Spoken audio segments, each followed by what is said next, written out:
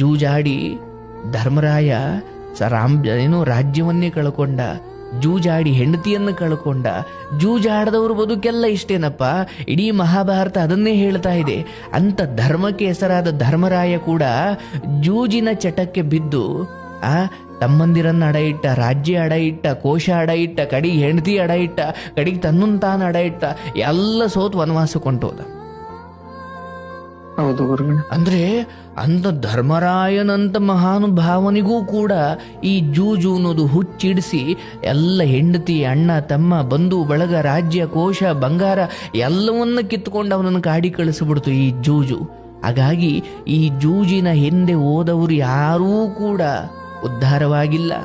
ನಿನ್ನ ಬದುಕಲ್ಲಿ ನಿನಗಿಂಥದ್ದೊಂದು ಒಳ್ಳೆ ಕೆಲಸ, ಇಂಥದ್ದೊಂದು ಒಳ್ಳೆ ಸಂಬಳ, ಇಂಥ ಒಳ್ಳೆ ಅಪ್ಪ ಅಮ್ಮ, ಇಂಥ ಒಳ್ಳೆ ಆರೋಗ್ಯವಾದ ದೇಹ, ಆರೋಗ್ಯವಾದ ಬದುಕು ಇಷ್ಟೆಲ್ಲ ಸಿಕ್ಕಿರಬೇಕಾದ್ರೆ